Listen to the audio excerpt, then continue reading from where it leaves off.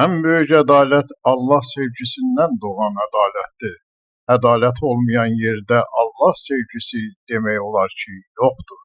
Bu ifadəni Bakı Xəbər Media qrupunun rəhbəri politoloq Aydın Quliyevin öz Facebook səhifəsində paylaşdığı yazının epiqrafı kimi də qəbul etmək olar. Müəllif ürək ağrısı ilə fikirlərini belə davam etdirir. 9 may paradında Rusiya prezidenti Putinin çıxışını dinlədim. Təbii ki, mübahisəli və inkar edilməli saysız məqamlar tutdum. Yuxarıda dediyim kimi Allah sevgisindən məhrum dırnaq arası ədalət məsələsinə birbaşa bağlı saydığım bir məqamı xatırladım. Görün Putin nə deyir? Из России, из Израиля, Армении, Монголии.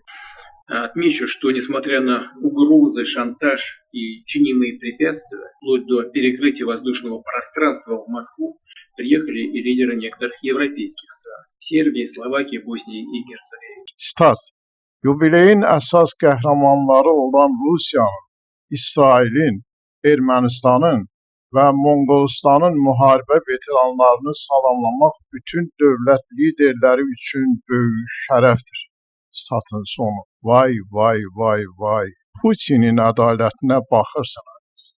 Rusiya, Çin, Monqolistan və Ermənistan, sən demə 80 yaşlı qələbənin əsas qəhrəmanları hesab edilmiş. Aydın Quliyev daha sonra yazır. Yubiley çıxışında bir dəfə də olsun neçə Sovet İttifaqı qəhrəmanı olmuş, 600 mindən çox oğul və qızını qurban vermiş, öz nefti ilə qələbənin taleyini birbaşa həll etmiş qəhrəman Bakının Azərbaycanın adının çəkməməsinin böyük qəbahət, böyük ədalətsizlik və böyük sayğısızlıq olduğunu bir kənara qoyaq.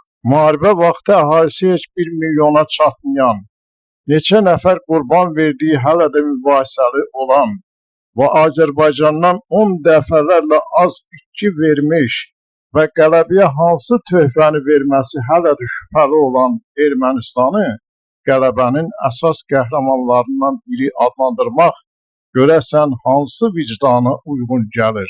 Bunu necə deməyək ki, elə cənab Putinin özü tərəfindən faşizmin tərənnümünü qadağan edilməsi barədə qanun aktı hazırlandığı halda, hələ bugünün özündə də İrəvanda Nijde, Rasmar kimi Hitler nökərlərinin heykəlləri və xatirə lövhələri ehtiramla qorunur. Ermənistanı qələbənin qəhrəmanı adlandırmaq görəsən hansı həqiqətə uyğun gəlir?